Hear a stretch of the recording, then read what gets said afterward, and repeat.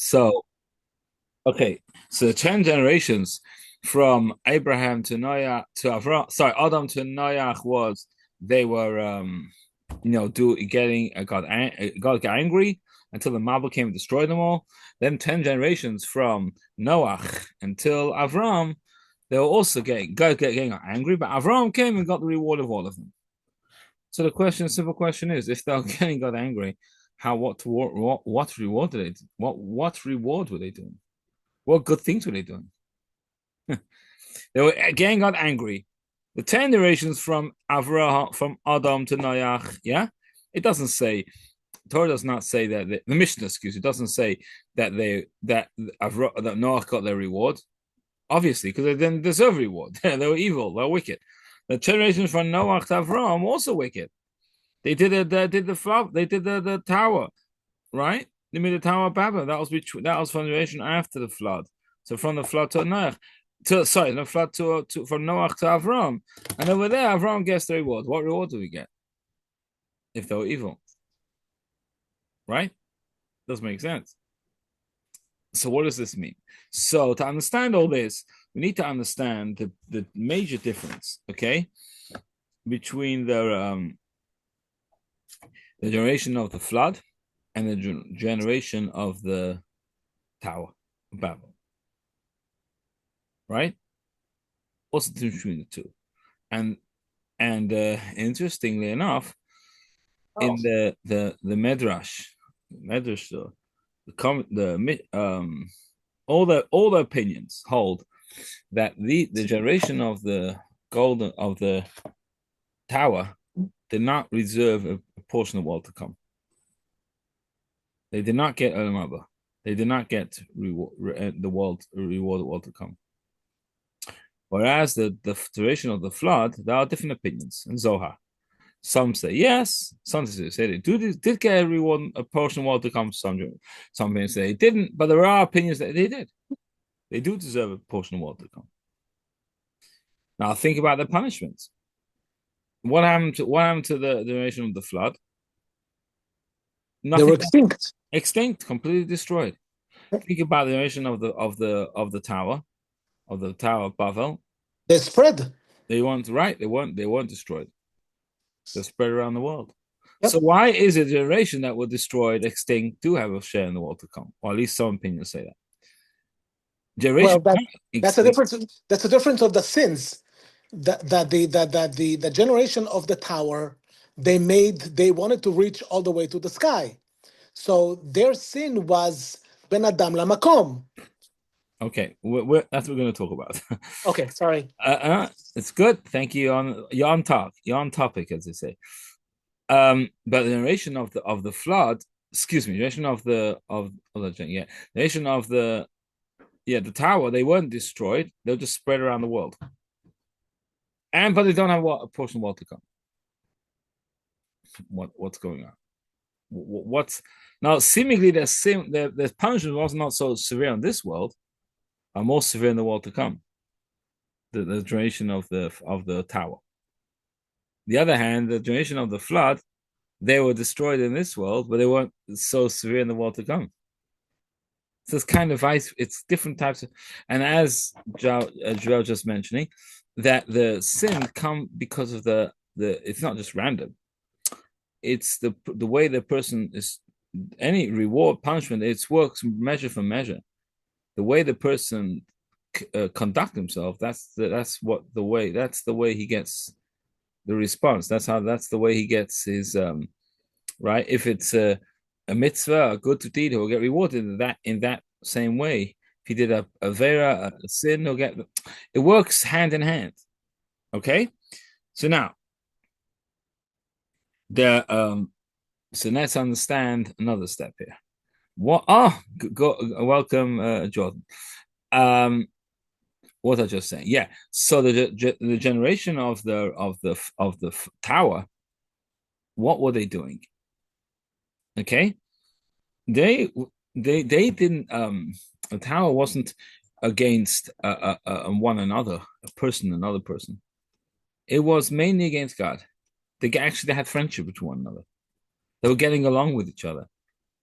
The generation of the tower, they wanted to go up with the tower and go against God, and yes, they wanted to fight against God, but they had all this idea: let's go up to heaven, and God should not spread us around the world, so we'll make a big tower, and therefore God will not be able to spread us away, and they had all their ideas.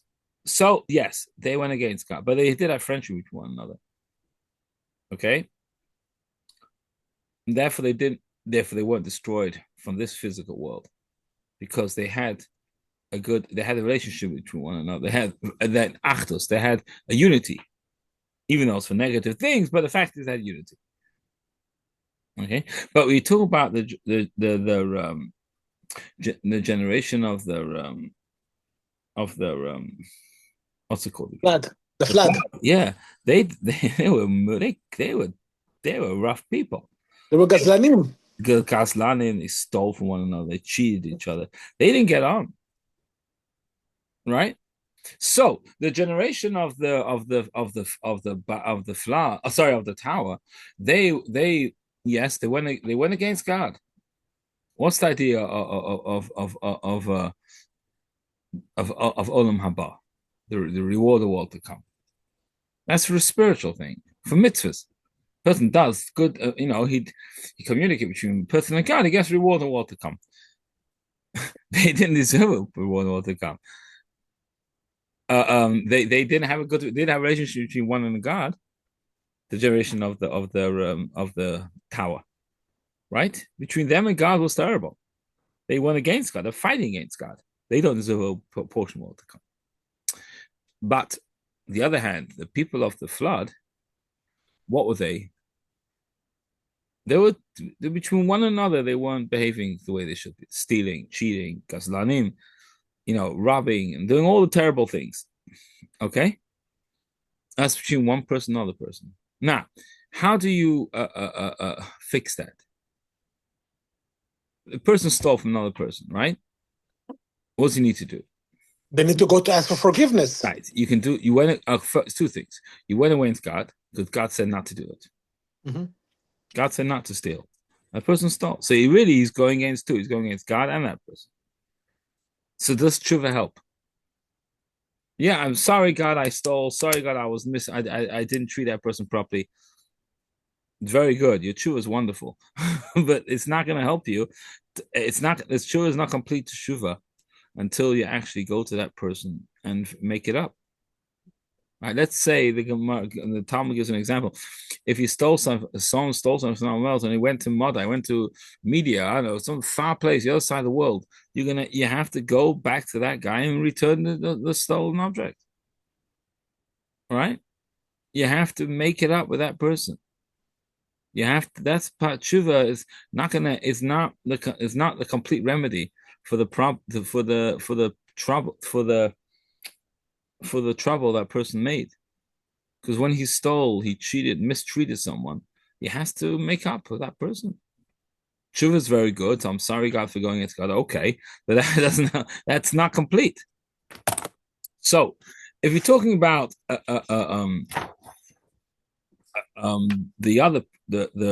between one and God, the tshuva can help. Now, I mean to say it like this: if a person sinned against another person, he stole. And let's say he doesn't know who he stole from. We do know. He stole from someone. I don't know who I cheated. I know I cheated someone. Okay, he'll do tshuva. And I think that, if I'm not mistaken, I think the Shulchan Aruch said, let's say he stole money, he'll give it to tzedakah, right? That money that he gained by cheating someone else, you should give it. Okay, fine. So he's not going to have a benefit from that money. But the fact is, the victim, the one who he stole from, is not what do you say in English? Reimbursed. His money was stolen. So your tshuva helps between us and God, yes, but the far as the victim's point of view, the tshuva is not complete because he didn't get back. He lost. They're the victim of this crime, right? The victim of the crime hasn't got his full right? So therefore, the generation of the flood, they did, some say they did tshuva. Maybe when they saw the flood coming and the water was coming and almost about to drown, they realized, ooh, Noach warned us for 120 years. Noach, when he was building the Teva, okay, he was building the ark, and it took him 120 years to build it. Man, it lost a long time. And people were saying to him, what are you doing? God deliberately did that way. And people should ask him, and he told them, if you don't, because you're behaving this way, God's going to make a flood. If you don't fix up your ways, the world will be destroyed. And they just laughed at him. And they said, when you build a table, haha, they didn't believe him. And they then said, we'll smash down the table, we'll kill you. They threatened him. Anyway, the end was when the flood was about to come, they tried to go attack, break down the ark. God sent lions and bears to protect the ark. Anyone who tried come close got killed by these lions and bears. So they were the ark was protected, and Noach got in the ark. But the point is, the people, when they saw the ark, when they saw the actual flood started, they wanted to do tshuva. That was too late. So they did a tshuva, according to some opinions, anyway. So yes, do they deserve a portion of what to come? Yes, for some, according to some opinions, anyway, because they did a tshuva. They did now. Yes, they were. Why were they destroyed? Because physically they stole from they cheat other people, so they're for their sin they deserve to get punished. But because of their tshuva that they did, they deserve a portion of what to come. But we're talking about the generation of the tower, right? What was did they have any good deeds? Yes.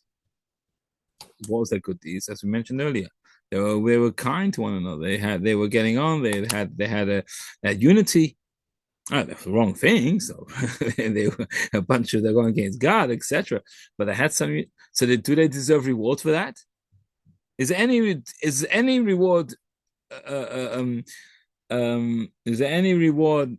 What do you say? Gain from this situation that they did where they were kind to one another? Yes. Did they deserve it? No, they didn't get it, but they were good to one another. So what happens when those credit due? Those credit the credit was necessary. They did deserve a reward, but they didn't get the reward.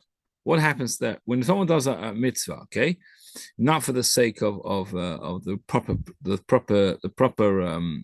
right intentions, what happens to it? Let's say somebody studies Torah for the wrong intentions, not the right intention. He studies Torah as a mitzvah, but he studies in the wrong, has the wrong thoughts in mind, the wrong motivation. What do? Does he deserve reward? Does he bring light into the world? When you learn Torah, you bring more kedusha, more holiness in the world. Does he bring holiness? Yes. What happens to it? The Alter Rebbe says, very interesting. That goes to negativity. Evil, clipper. He does a mitzvah, he learns Torah for the wrong intentions, not the right intentions that he should to learn Torah, to come close to God, because God told us to. He wants to be smart, or he wants to learn Torah to be a big shot. He wants to learn Torah to get a good name, that he's a big scholar. He learns Torah not for the purpose that he should learn Torah. So should a person learn Torah, just general, should a person learn Torah for the wrong intentions? Even if he has the wrong intentions, the answer is yes. Meanwhile, he's going to bring holiness. He's going to bring life, give more life into negativity. The light that's supposed to come to holiness is going to now go to negative. He's going to make negative stronger with his Torah that he's studying. But don't worry, you should do it. Why? Because at the end of the day, there'll be a tshuva, and that all the energy that went into negative will come back into positive. So, okay, if a person has a choice and you study, and if he doesn't have the right intentions, do you tell that person don't study at all? You don't tell them. You say study Torah. You like the study, you're bringing more power to negative. Don't worry about it, because soon, one day, another tshuva will happen. Mashiach will come, and all the negative will turn into positive. And all the power that went into negative will come out of there and go into positive, go into kedusha. Okay. So if you study Torah not for the right sake, and later on you study Torah for the right purpose, you can actually take it out of the negative and bring it to positive. You have that option. a person study for the not right intention, he can study again for the right intentions and take it out, negative, bring it to them. So you have this. So back to what we're talking about here, our topic. You have here the generation of the tower. They did good things. They did deserve reward. They didn't get it because they were wicked. So they didn't get the reward. The reward, but they brought some power. Comes Avram. What does Avram do? What was Avram's? Everyone knows what Avram. What was his main? What did he was his service to God? His behavior was kind, right? He brought in guests. He was kind to one another. He took care of people. People came in for traveling. He brought in travelers. He gave them food. So what he did, the work that Avram did, he now not only got his reward for his own work, he got the reward of the generation of the tower too. He got their reward because he did their service. He did what they did. He continued doing it, obviously in a good way. They were kind to one another for not the right purpose, but he was kind to them for the right purpose. So he got their reward. He managed to get out of evil and brought it in. Right? So therefore, Avram got their reward. When it comes to Noach, did he do anything?